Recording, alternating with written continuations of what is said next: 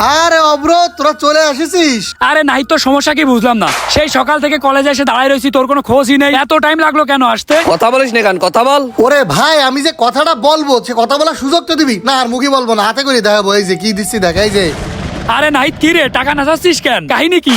বন্ধু, টাকা কেন নাচাচ্ছি তা তো একটু পরে বুঝতে পারবি। আগের বার তো তুই সাথে রেস দিতে পারলাম না টাকার অভাবে। হাতে পুরো 5,000 আছে আর পকেটে 5,000 আছে। চলো খেলা হবে। এই যে অব্র, দেখ তুগের মতন বোধ এর আবার লাগিছে। আমি বাইকও যাবো না তুগের সাথে। আমি তো জানতামই তুই কিপটে। আর এখানে টাকার ব্যাপার আসছে না, তুই তো রেস দিবি না, তুই তো ভয় পাচ্ছিস। আর ডিসকভার বাইক না, তুই আবার কি রেস দিবি? তুই R15 নিয়ে ভাব নিচ্ছিস তাই না? আমার এই ডিসকভার দেখেছিস? ডিসকভার দিয়ে চালাবো, তোর বাম্পার খুঁজে পাবি না। এরে তুই কি কস?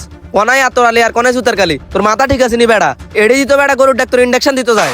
জানো, আর কথাবার্তা হিসাব করে কবি। বন্ধু বন্ধুর মতন থাকবি। আসিস তো অব্রর পিছনে, নিজের তো গাড়ি কেনার কোনো যোগ্যতাই নেই। রে যদি আর ভাই সময় মতো তেলে ঢুকতে হইতো, এই আয়ন কলেজে BMW লই আইতাম। তাই না দিন তা পাশায় আবার আলতা। অব্র, তুই নাইদের পাল্লায় পড়িস না, তুই বলে একটা বিবাদে পড়ে যাবি।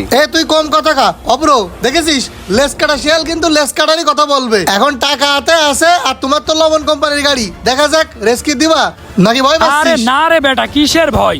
R15 কিনেছি কি ভয় পাওয়ার জন্য নাকি? তোর কাছে 5,000 আছে না, আমার কাছেও 5,000 আছে। চল আজকে রেস হবে। এই তো বাঘের বাচ্চার মতো কথা কইছিস। চল। হ্যাঁ চল চল, এখনই চল। তুই থাক, আমি ফিরে আসার সময় ওই মাগুরের থেকে তোর জন্য চুড়ি কিনে আনবানে। পোলাপান।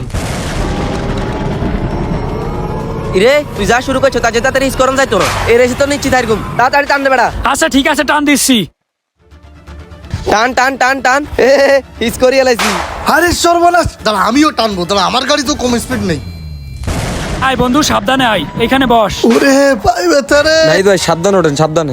দাঁড়া দাঁড়া। পাখি মেলা গাড়িছে দোস্ত। না তেমন একটা লাগে নাই। না লাগলি ভালো, বাড়ি যাওয়ালে কি রে আল্লাহ জানে। আচ্ছা অব্র ভাই, আপনারা তো বুঝদার লোক হয়ে কিভাবে করলেন এটা? আরে ভাই, আমরা তো কিছু করি নাই, আসছিলাম একসাথে। কি দেখি হয়ে গেল কিছুই বুঝতে পারিনি। আর ওর তো হালকা লেগেছে। হালকা লেগেছে? আমার লেগেছে, আমি বুঝতেছি। কি রে, তোরা রেস দিতে গেলে তা ব্রিজের পারে বসে রয়েছিস? ও এখন কি হাফ টাইম দিছিস? কেক বিস্কুটের ব্যবস্থা আছে? বন্ধুর বিপদের সময় তুই এসে মজা নিচ্ছিস মানে নাহিদ, তোর এই অবস্থা কি করে হইলো? আর কইস নে দোস্ত, ওরা তো দুইজন এক গাড়িতে আর আমি তো সিঙ্গেলে টানতেছি। ডাবল নিয়ে অব্র আবার ওভারটেক করেছে।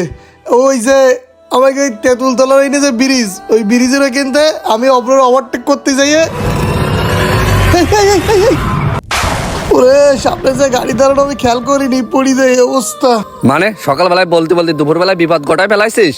আরে ভাই, আগে নাইট বাইরে বাড়ি নেওয়ার ব্যবস্থা করেন। আর ওদিকে তো গাড়িটা খালের ভিতর পড়ে রয়েছে, ওটা তো ওঠানো লাগবে। আর আপনি এসব কথা বলতেছেন কে? বলবো না মানে? ওরা আমারে বিতু জুতোর কালি এইসব বলিছে, আরো ফকির নিমকে নিয়ে এইসব বলিছে। আমার তো এখন ব্যান্ড পার্টি নিয়ে এলাকায় বিজয় মিছিল দেওয়ার কথা। দেখ বন্ধু, যা হওয়ার